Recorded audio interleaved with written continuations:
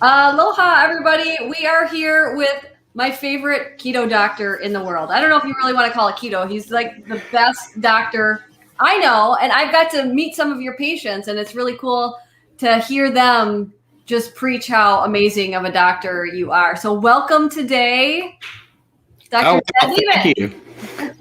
Thanks. Yeah, thanks for having me. Great to talk to you guys. Thank you very much. Thanks for being with us, Ted. I think at first time I met you was in Low Carb Seattle. And I think it was the first time I saw a presentation by you as well. And one of the things that really, I don't know if this is the engineering background that I have and you have too, but the way you put things in your presentation about energy metabolism, just like, it was kind of an aha moment for me. Like, yeah, it's really kind of simple. When you look at how, your body processes these fuels, it's like sun and plants, and then it's basically electrons coming into your body. And that really struck me. And let's one of the first things I want to start talking about is energy metabolism in general, because I think there's a lot of misunderstanding out there about fat and how it's processed and what happens to fat when you eat it, right? Right. It's kind of a, important thing when it comes to like ketogenic lifestyles and stuff, because that's kind of the one thing that there's some disagreement on and whatnot. But we get so many people coming to us and say, I worked with a keto coach that told me, oh, you're not losing weight. Add some more fat, 10 tablespoons of oil. And yeah, does it just shoot out your butt? I mean, why don't you tell us what really happens to it? Got it. Okay. All right. Sure. Yeah, absolutely. So fat, when you eat fat, it's basically broken down in your intestines and absorbed and goes into these chylomicrons, and it ends up going pretty much directly to your fat cells. So every time you eat fat, it's a very slow process. It has to basically slowly absorb through the wall of your small intestine, get packaged into chylomicrons. It gets dumped out into your lymphatic duct and your lymphatics. Your thoracic duct and your lymphatics. It ends up going to the liver and getting repackaged. It ends up in your fat cells finally like 12 hours later. It's very slow. It's very passive. It doesn't change your body's metabolism or your insulin levels much at all. And it's kind of just passively happening in the background. But basically, almost every bit of fat you eat is just immediately passively stored in your fat cells to be released later as free fatty acids. So free fatty acids, non-esterified fatty acids, one of the major fuels in your bloodstream, is only released from your adipocytes. So like basically you eat the fat, it's immediately stored in your fat cells, and then it's slowly released later as these non-esterified fatty acids bound to albumin, and that's how you run your body off of these fats, but they're only released from your adipocytes. So basically every bit of fat you eat gets stored in your fat cells, like pretty much immediately, passively. It does, and it's such a slow process that you don't really feel it. Like it's not giving you a ton of immediate satiety. It's not improving your performance. It's sort of background. It's sort of passive. And statistically speaking, about 99% of all the fat in your fat cells came from dietary fat. Basically, you eat fat, gets stored as fat, which you're releasing later. And so eating refined fat refined fat has horrible satiety per calorie. It's tons of calories with very little satiety. And you can literally, we have studies in every animal on the planet. If you add refined fat to their diet, they will just slowly, passively, immediately get fatter. We have studies in humans, monkeys, pigs, rats, mice. You pour oil on their feed and just adding a refined fat that adds calories with no satiety, and they will immediately passively get fatter. This is literally how we create obesity in rats and mice for research in rodent models. You add refined fats and omnivore mammals just get fatter. And that's how it works. It's basically eating fat makes you fat. Like I hate to say it like that, but these refined fats are terrible for satiety per calorie. Two important points you touched on there. And that is, there's a lot of belief too that, the fat when you're obese a lot and eating a lot high carb diet, a lot of that came from carbohydrates. But that's not the case, right? Because mostly it's carbohydrates displacing fat oxidation, and allowing all that dietary fat to be stored, right? Exactly. Right. So carbs and fats have two totally different storage compartments. Fat is not water soluble and is only stored basically in your fat cells. And then carbs are water soluble and have to be stored as glycogen in your liver and your muscles. And when you eat carbs, like if you're not eating any carbs, you're burning pretty much all fat, mostly fat. As soon as you eat carbohydrate, you're just smoothly displacing fat oxidation with carbohydrate oxidation isocalorically. And then when the carbs are all gone, you smoothly go back to burning fat. It's really like just this sort of smooth gradient where eating more carbs, you're burning more carbs and less fat. Eating less carbs, you're burning more fat again. And that's just how the system works. So the problem with refined carbs is they have horrible satiety per calorie. And so if you eat a bunch of refined carbs, you're starving 3 hours later. You didn't get protein, you didn't get minerals, you didn't get all these things you need. And they have a really high caloric density. So like your breakfast cereal, very little weight and volume, huge caloric density, very little protein or minerals or satiety per calorie is terrible. Your blood sugar goes way up, 3 hours later goes way down. You're hypoglycemic, you're starving, you're eating more. But refined fat is really not much better. Now, the thing that's better about refined fat is you won't get the glycemic excursion and then the fall that makes you feel hypoglycemic 3 hours later. So you're just kind of like this, but you're just passively getting fatter and you got no satiety at all. So refined carbs are really terrible for satiety per calorie, but refined fat is pretty bad too. You're not going to get as much hypoglycemia 3 or 4 hours later. And you're not going to change your whole body metabolism from this carb to fat thing, but it's really bad for satiety per calorie. So you really don't want to eat much fat. You. Sorry, once again. Oh, sorry, my Siri. Siri interrupting. Too funny. But that's the thing, like we always tell people, chew your calories. It's like get the fat in the steak, but for me, I prefer a filet mignon anyway, any day. But you don't need to add all of this. There's people that say you need to add a stick of butter to the steak. Yeah. And to us, we're like, or MCT oil. Or MCT oil. Do a shot of MCT oil. I don't have the chart, but I'll put it in the notes below. I compared the nutrients in MCT oil to sugar. Sugar has more. Yeah, they're basically, both terrible. Yeah, refined fat is garbage for satiety per calorie. Like you literally want to avoid it. I'm right there with you guys, and thank you for bringing this up because it's something that's just killing the whole keto. Like the word keto is already going down in Google search trends. Like it's going to be dead in a couple of years. I hate to say it. Well, I totally agree with you. Like that's why I said we want you to be like the keto doctor, but really, we just want you to be like the nutrition doctor or whatever, because I don't really like that word that much anymore anyway. But I first met you. It does have a bad name. But I first met you on the low carb cruise. And at that time, this was like when we first had kids, maybe 9 years ago or so. I would do these pure protein days and refer people to do these pure protein days. And on that cruise, people were like, no, Maria, too much protein turns into sugar. And I was like, oh, really?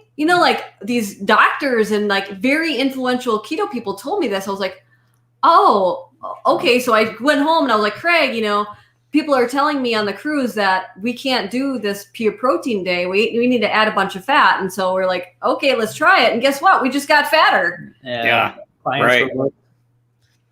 And I know you were talking about that too for a hot minute. You kind of were like, oh, I guess you're right. Yeah, we'll try that.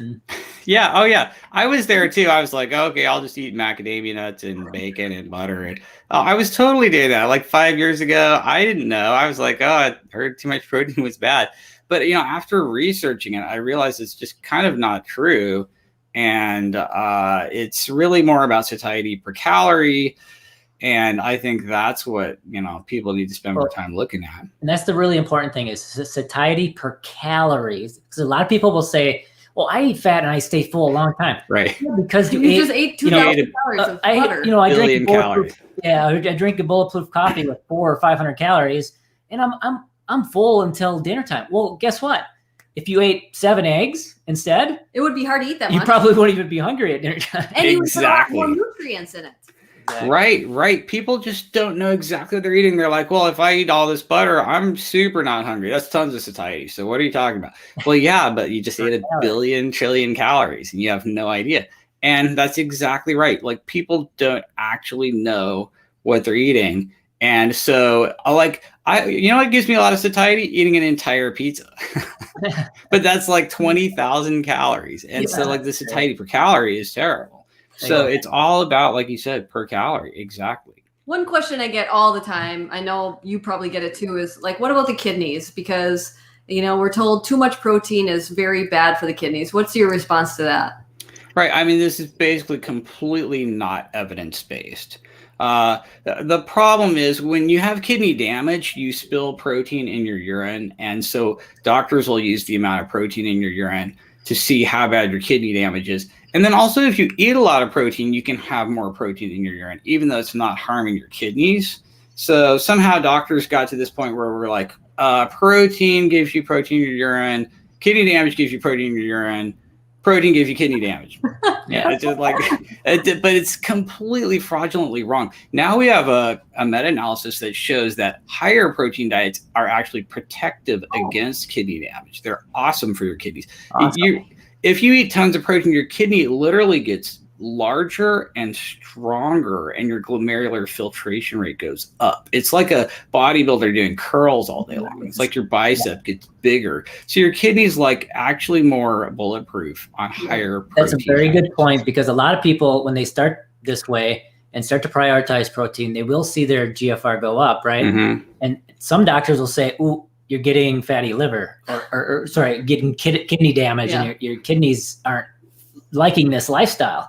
But you're saying, no, it's getting stronger, and that's why it's going up.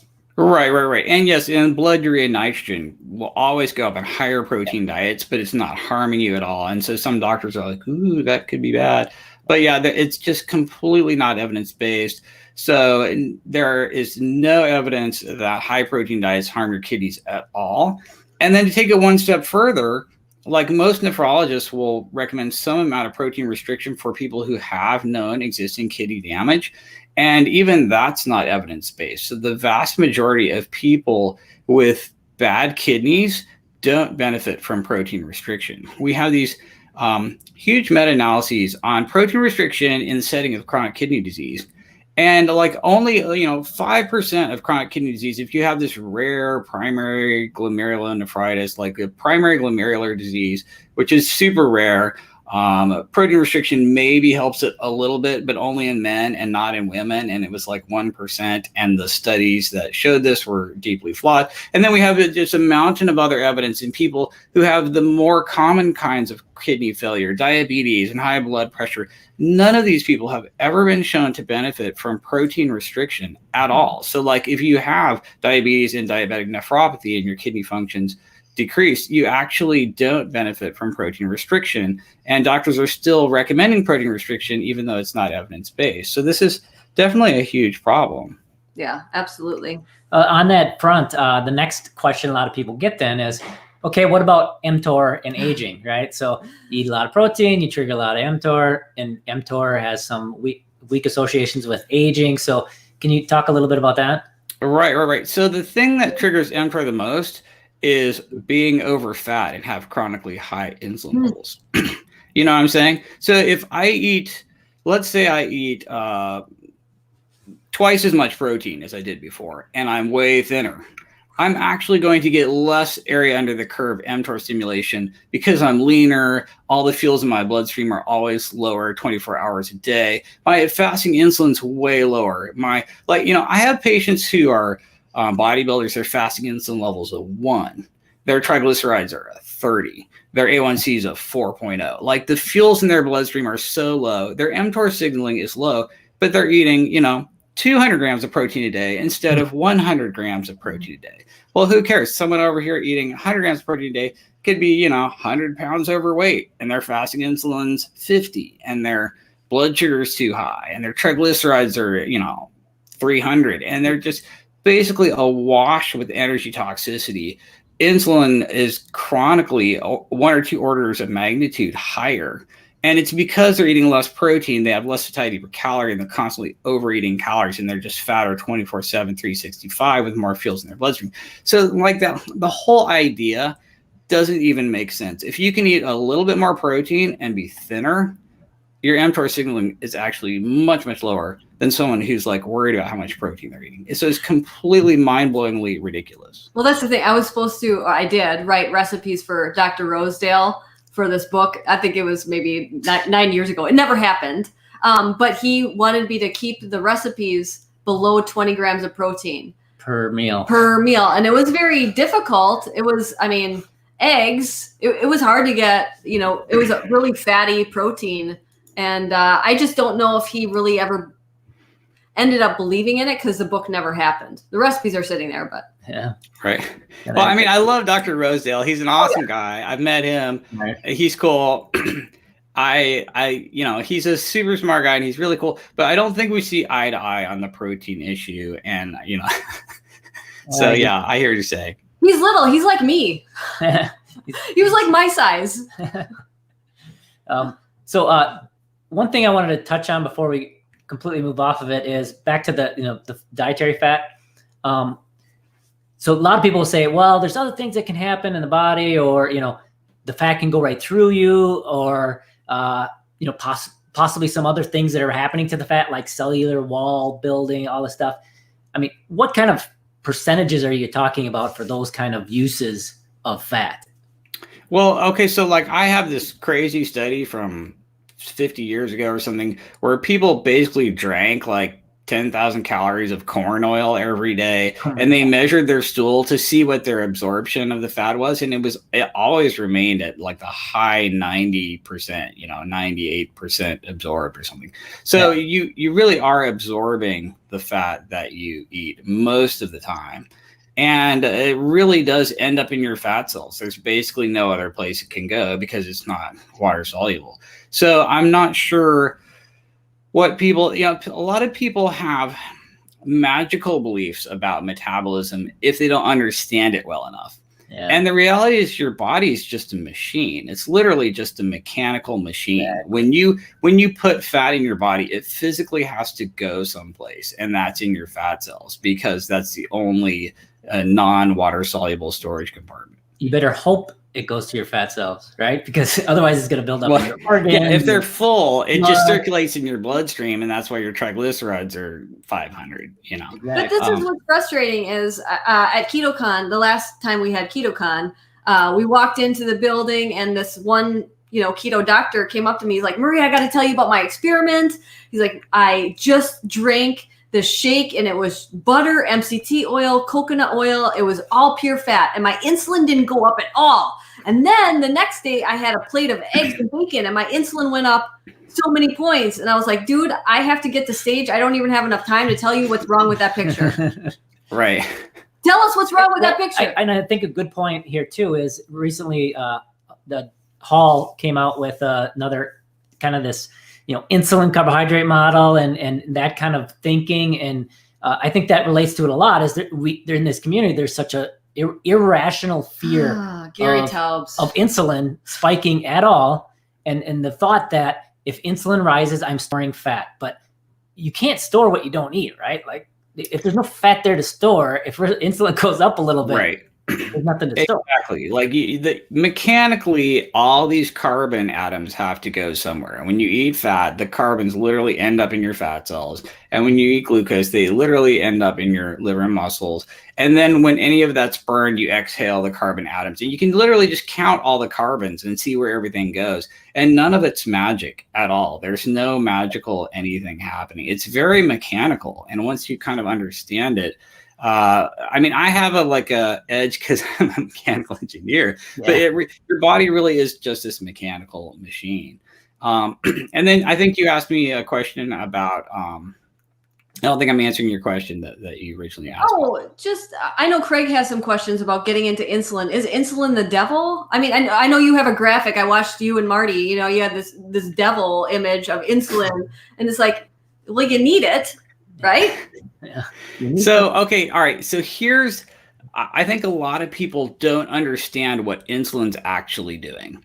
Here's the deal with insulin, right? Your entire body is just poised to melt down every bit of tissue you have into energy and flood your bloodstream with it for emergency use. So like glucagon is like this lead foot on the accelerator, where if insulin's not there to stop it, you'll just literally have wide open lipolysis, flood your bloodstream with fatty acids, flood your bloodstream with glucose from stored glycogen. Like every tissue in your body will break down catabolism and flood your bloodstream with energy without insulin.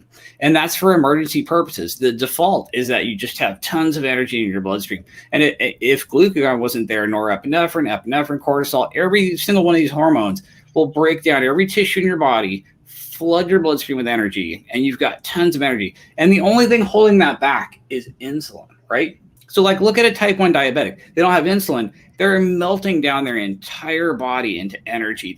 They've got, the free fatty acids in their bloodstream is off the charts. They have wide open lipolysis.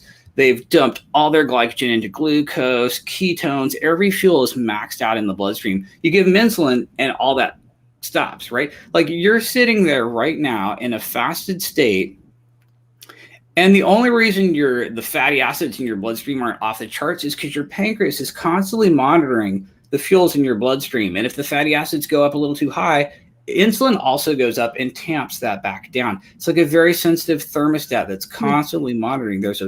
Your pancreas is a fuel pressure sensor, and it's monitoring the fuels in your bloodstream and keeping them down by suppressing lipolysis, right? And so what ends up happening is that, your insulin is just trying to keep the fuels out of the bloodstream by keeping them in your cells. And then as you get fatter and fatter, like let's say I gain 100 pounds, I eat 100 pounds of butter and I gain 100 pounds. Now all my fat cells are too full.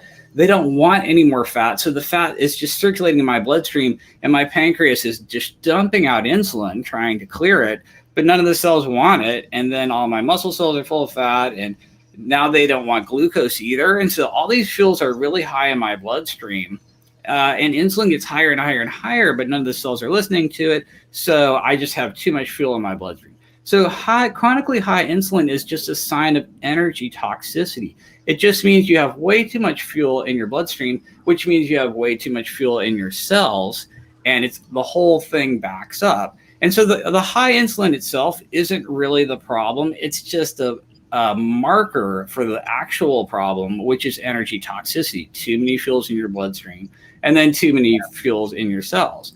The reason the carbohydrate insulin model is wrong and completely broken is because the carbohydrate insulin model says you eat carbs, your insulin shoots up, drives all the energy into your fat cells, and then you have internal starvation where you don't have enough fuel in your bloodstream. That never happens. At every step in the fattening process, the fuels in your bloodstream are higher as you're getting fatter than they would be in a thin person who's not getting fatter. You know what I'm saying? So as I'm getting fatter, every fuel in my bloodstream is higher than someone who's thin. If someone's eating a really high satiety per calorie diet, so they're super thin and they're not getting fatter, all of their fuels in the bloodstream will be lower than someone who's actively getting fatter or is too fat or diabetic. Glucose will be higher in the fattening person. Triglycerides, free fatty acids, every fuel at all times will be higher in the bloodstream because insulin's just reacting to those fuels in the bloodstream. It's the cart and it's not the horse. You know what I'm saying? Insulin's just reacting. And so the internal starvation thing is not happening. As people are getting fatter, they have higher fuels. Gary Taubes, please. Yeah, we should have him on. Did you talk to him? I love Gary Taubes. Yeah, I love David Ludwig. I love these guys. I loved the carbohydrate insulin model for a long time because it really spoke to me because it says what you eat determines how much you're going to eat, right?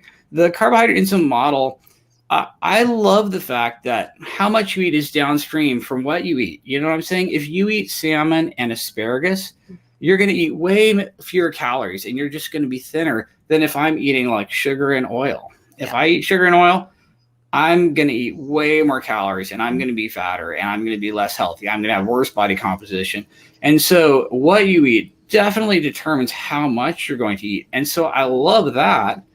But The carbohydrate insulin model says it's because insulin went up, drove all the fuels into your cells, and then you're internally starving, which is completely backwards and absolutely wrong. Insulin is just reacting to fuels in the bloodstream if they have no place to go. So it's actually completely reversed wrong. The reason people get fatter is because they're eating foods with low satiety per calorie. If I eat a food that has tons of satiety, it's got protein, minerals, micronutrients, and only 1 calorie. Like if I eat a 1 calorie food, but I got boom, all the protein, micronutrients, and everything I need, I'm going to have amazing results because I have ridiculous high satiety per calorie. And then if you're just eating like sugar and oil, your satiety per calorie is, sub-zero. It's like completely horrible. You're going to eat 1 billion calories and you're just going to get fatter and fatter and fatter. And we have these studies in animal models. You give them refined carbs and refined fats and they just gain 1 billion pounds. And so it really comes down to satiety per calorie, which is destroyed by refined carbs and refined fats, either one, or especially both. And that makes you overeat, and then your insulin's high. It's not the other way around. It's not like, I ate carbs and then my insulin shot up and that made me internally starving. It's actually, no one's ever documented this internal starvation part with low fuels in the bloodstream. That's never been documented because it doesn't exist.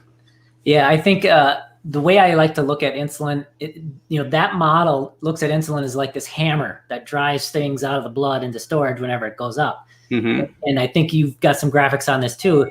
I like to think of it as more like a net holding back the floodgates, right? Or, a dam like you've shown in some of your graphics where it's this dam just kind of holding back the floodgates of all this energy. Mm-hmm. And when you have more energy to hold back, the dam has to get bigger, or the net has to get bigger to hold back from flooding the bloodstream. And that's where that basal insulin can go up and up as you get over fat. Yep, exactly. It's just very mechanical, and it's really just responding to those fuels.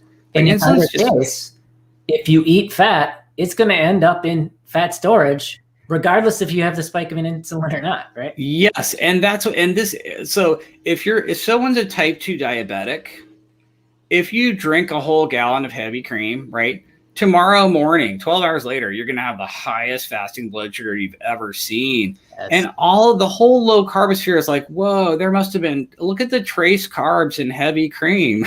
It's got to be those trace carbs. They don't get it. It's like when you eat all this fat, it slowly, passively goes into your fat cells, enlarges them all. You're slightly fatter, you're slightly more insulin resistant. Your fasting insulin has to go up just to try to hold it back out of your bloodstream. And then your sugar has to go up too, because you don't have any place for any energy to go.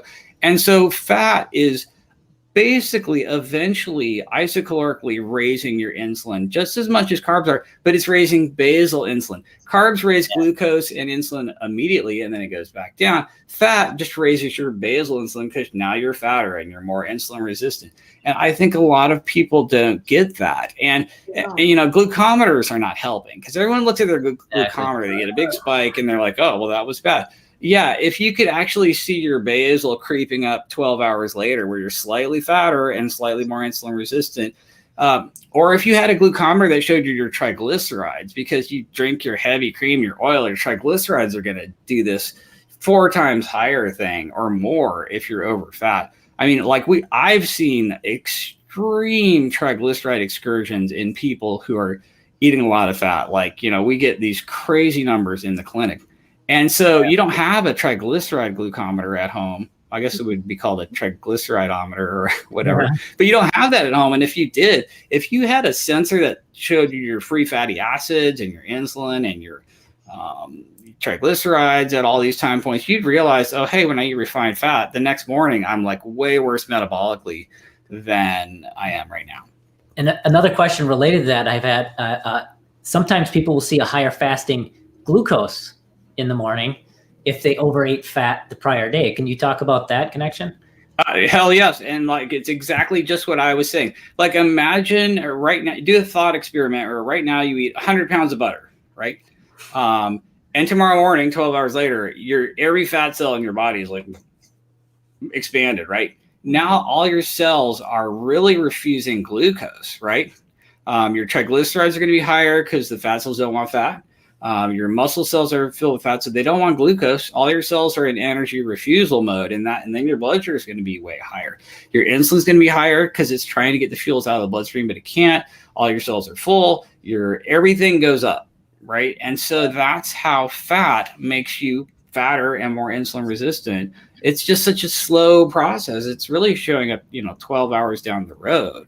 So it's very confusing to a lot of type 2 diabetics. They're like, man, I never eat carbs, but my fasting sugar is, 150. What the hell?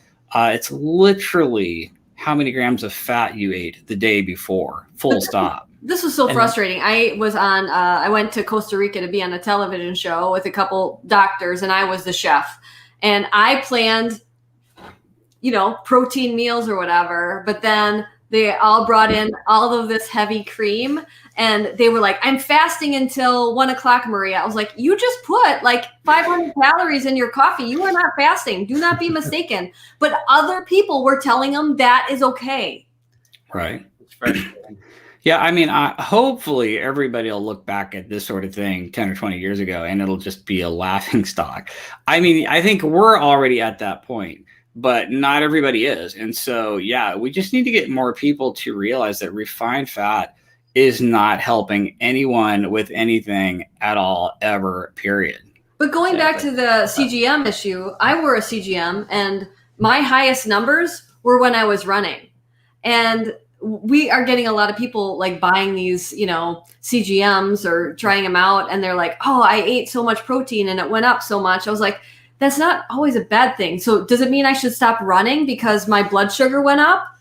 Exactly. That's a beautiful point. Like most people hit, diabetic range glucose when they're doing maximum intensity exercise. And that's not harmful and that's not bad for you. And these spikes in glucose are not necessarily that terrible. And what you're not seeing is your giant spike in triglycerides when you ate all that fat. Like if people could literally see that, they would be like, oh, hey, refined carb, refined fat, both doing crazy stuff to the fuels in my bloodstream. Both have horrible satiety per calorie. Both are not helping my body composition. Maybe I should eat some protein instead. Well, I think the CGMs are great, and for a lot of people, they can really be enlightening depending on their diet. But what I think is kind of happening in certain communities, especially with the kind of bad information that people follow in the keto community about glucose and insulin, is that it can actually be counterproductive in a lot of cases. And we have people doing this where they're like, well, I ate more protein, but my glucose went up 20 points, or my glucose spiked. And we're like, well, okay, how much? Like 20 points. So it's like, okay, went from 80 to 100. So what, right? Like they want this flat line for glucose. And that's not necessarily the best way. It really isn't. It's just really eating to your glucometer can be problematic because you'd literally just eat butter all day long. And then you'd wonder why now your fasting sugar is, 150, even though you never eat carbs. And it's definitely a problem. It's a huge problem. So on that, related question that I want to make sure to ask, which is, so you get some people who will then say, okay, I'm going to lower my fat and I'm going to up my protein. And as a result, they end up with higher fasting glucose the next day, or over a course of a week or whatever. In the mornings, fasting glucose might creep up to 100, 110. So in those cases, what's happening, and is that a concern? Well, probably they're actually eating more grams of fat than they realize, and they probably are getting slightly worse. Like, for example, let's say you're a diabetic, but you do everything right. You're just eating lean protein, super high satiety per calorie. You're shaving off grams of carbs and fat. You're exercising. You're losing weight. You will steadily see your fasting blood sugar get lower and lower and lower and lower and lower. That will happen. There might be blips. There's up and downs. It's never linear. There'll be days where your cortisol stresses you out and it'll be higher and you'll be like, I don't know what happened. But if you zoom way out and look at the trend over weeks and months and years, you will steadily have a lower fasting blood sugar if you're doing all the right stuff. And that's higher satiety per calorie diet, which is usually way more protein and way less refined carbs and fats, and exercise to deplete intramuscular triglycerides and stuff like that. What's that? What about sleep? Is there a relation there? Oh yeah, a huge relationship. Like just sleep deprivation will immediately increase insulin resistance and cortisol and stress and all these things. So there are all these other factors. But it's true that if you're doing everything right over time, you should see your fasting blood sugar go down if it's abnormally high. And so that usually means you're doing something wrong, and it's typically having no actual clue how many grams of fat you're eating a day. I agree with that. There's studies that shown that people on average underestimate how many calories they eat by like 45% and overestimate their exercise by like 41% or something crazy like that. But back to that, there are some people that they say they are getting a lower amount of fat and they up the protein. And I think this might be related to insulin resistance. So if they're insulin resistant, they might initially, until they can shrink those fat cells, is it possible that the morning fasting glucose could go up because of the insulin resistance? Well, I mean, yeah, the more insulin resistant you are, the more your blood sugar goes up. But again, and again, there's a lot of other factors like day-to-day cortisol and stress and sleep and blah, blah, blah. But honestly, if you're doing everything right, your blood sugar should be eventually lower. So the first thing I would suspect in someone who says, oh, hey, I'm doing what you told me, but my fasting blood sugar is going up, you really have to literally count how many grams of fat you're eating every day. Because everybody in the low carb world, we know our carbs. Oh, I eat 20 grams of carbs. Like we're tracking our carbs. We know our carbs. I'm trying to go from 1 gram of carb a day to 0 by never eating any salads. And now I'm just a carnivore.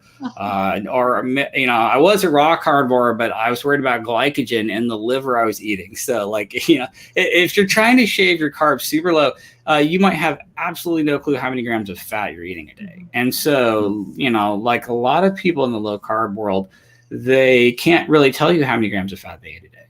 And so that's typically the number one problem.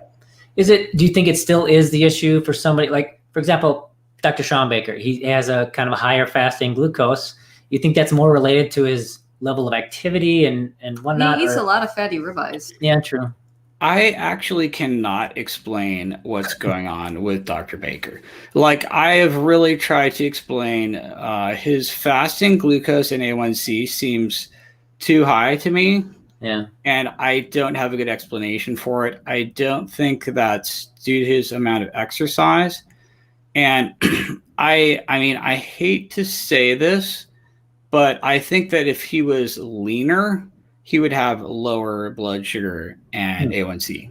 Like if he just did like a bodybuilding show prep and just got scary lean, I would be curious to see what his A1C and blood sugar is. I like no disrespect to Dr. Baker, who I love. Yeah. Plus, like I don't want him to kill me. Like he could physically kill me with his bare hands pretty easily. Twice my height. So sorry, Dr. Baker, don't kill me. But like if he got like super stage lean, I would love to see his blood sugar and A1C, and I'm guessing they would be normal. Yeah. Was it a year ago? He did lean down by eating lean meat. Mm-hmm. Yeah, he started doing more lean, but yeah, it's very interesting. One more question I wanted to ask you before maybe we get into a few questions from people online here. So let's talk about let's reverse insulin resistance, right? Like let's reverse our overfat situation in our bodies. You're going to want to, in our case, we're going to cut the carbs down.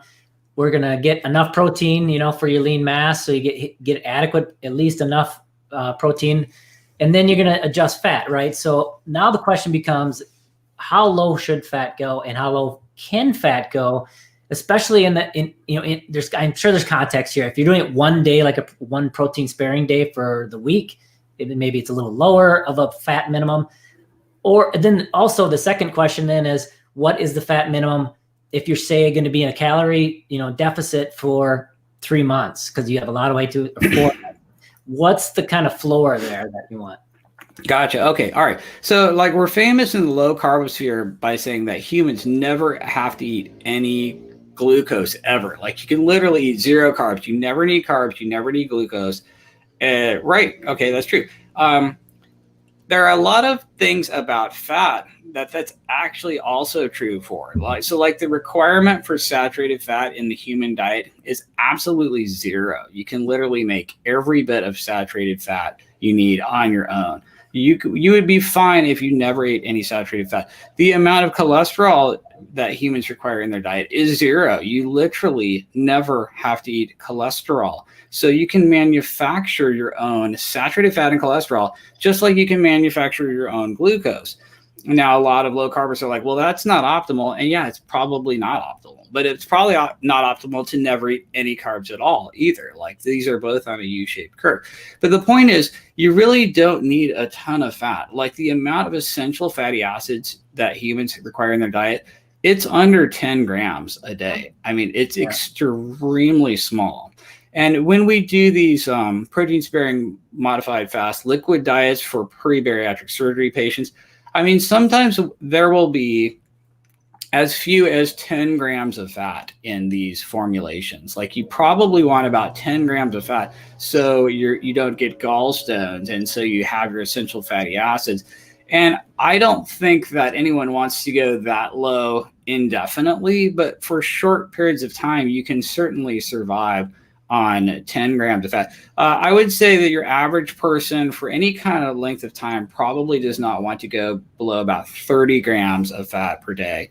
And if you look at bodybuilders doing show prep, they're very loath to go below 30%. I'm sorry, 30 grams of fat a day. And they're typically never going below 20% of calories from fat, and maybe 30% of calories from fat. So you always want some fat around. And in fact, if you go way too low in fat, you start getting like some major negative health impact. Your testosterone goes down and your energy goes down and a lot of stuff like that. So for most people, I'm like, okay, you definitely need at least 20 or 30% of your calories and at least 30 grams of fat. But you know, it's actually, if you have tons of fat in your body, you can get away with these fairly low amounts of fat indefinitely because you already have a lot of fat. I'm not saying like don't eat any fat, but I'm saying a lot of people can really cut back without any problems. Well, that's the thing. Craig did this great chart and he posted it on his Facebook wall. And it was about, we're on the same page when it comes to this extended fasting. We don't like it because you're going to lose muscle mass. Whether you want to believe it or not, it happens. Right. And so we are more of, hey, let's hit our protein goal so it at least, you know, stave off that muscle, maintain muscle, and you get your nutrients in because of, you know, how nutrient dense the animal proteins are. And someone made a comment. She's like, I'm a trainer, and when I have my athletes do protein sparing modified fast days, they do terrible. We're like, why would you have a lean athlete do a protein sparing modified fast day? Right.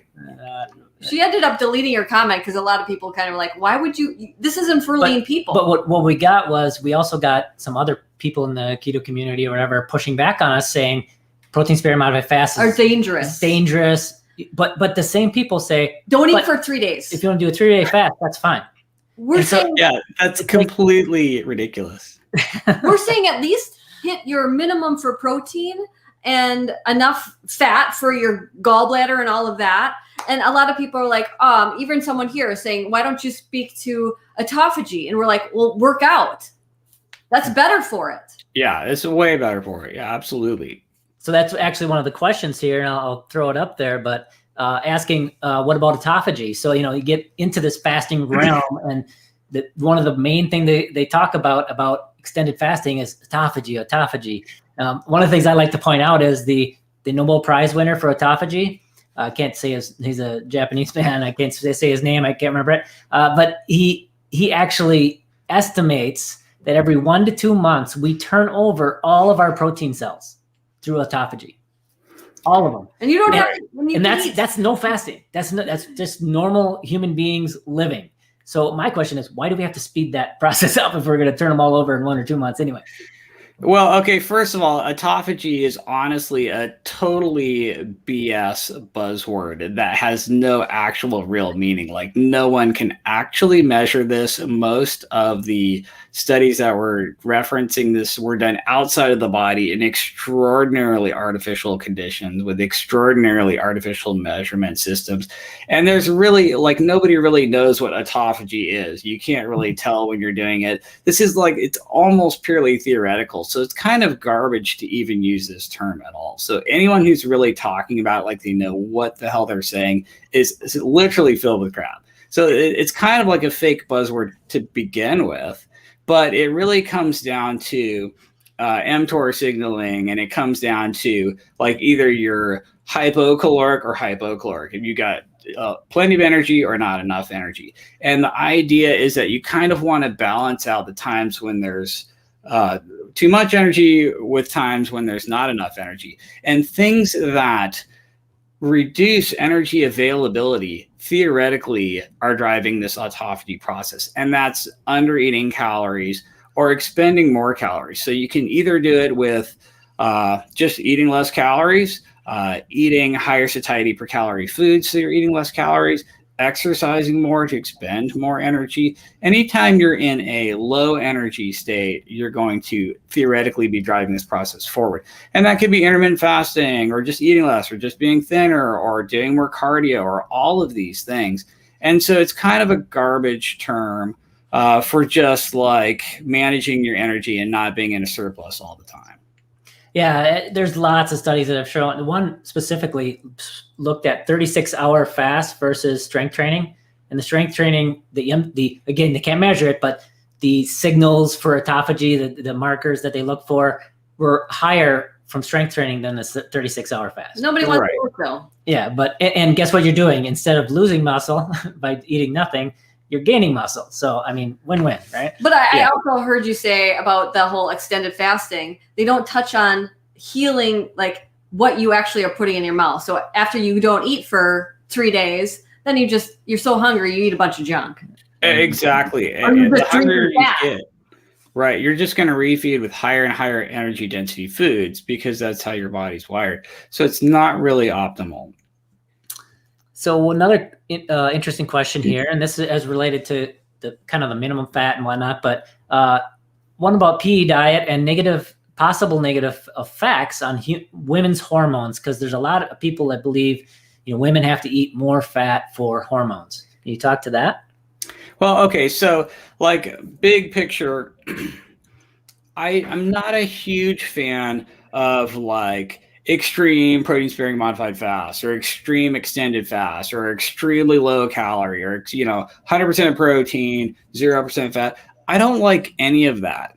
I think everybody should eat now the way they're going to eat forever. And what you do is you tweak your protein up a little and your carbs and your fats down a little so that you're at a slight caloric deficit, maybe 300 calories a day, and you're just gradually cruising down to your ideal body weight and stay there. And you're leveraging higher protein and lower energy so that you're just slowly improving body composition, more lean mass, less fat mass, and you're doing it in a sustainable way, in an enjoyable way, in a way that you're not starving out of your mind, in a way that you're not tanking all your hormones.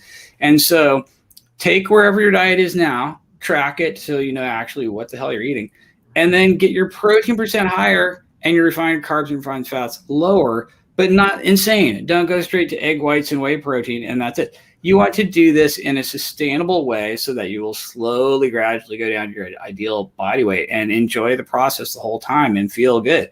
You know what I mean? Like everyone's super extreme, so they're like, oh, if protein's good and carbs and fats are bad, I'm just going to eat 100% whey powder. That's my diet now. That's not going to work. You can't do it. Like everyone goes just all or nothing. It's like, okay, carbs are bad. Now I'm keto. Now I'm carnivore.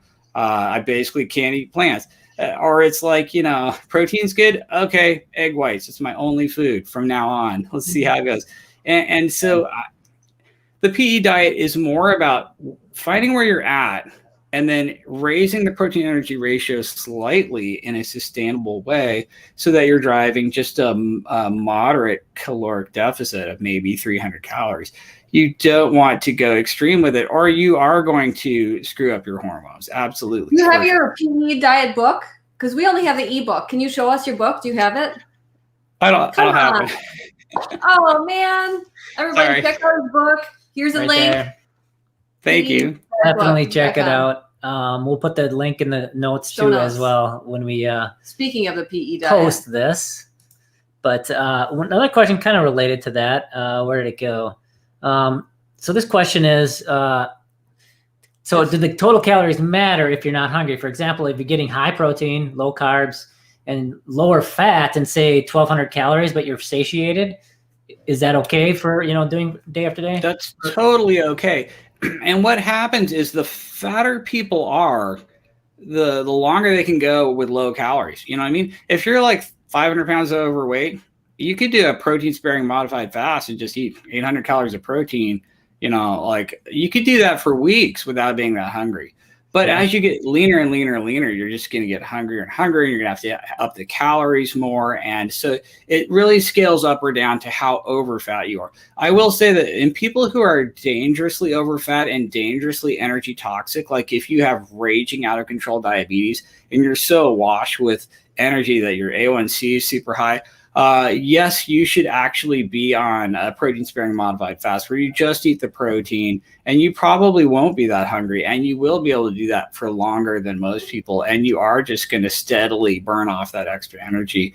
So it scales up or down with how overfat and energy toxic you are. And the worse off you are, the more you can get away with the protein sparing modified fast. we had a client this last. I was just gonna bring that up. Tyler. He's doing his stuff on YouTube also, but he was 645 pounds. 45 pounds, and he lost And 100 pounds in 2 months. A little over 2 Damn. months. Basically doing mostly protein sparing. I mean, not every day, but around that. What was really interesting about him though is that his A1C at 645 pounds was 5.6.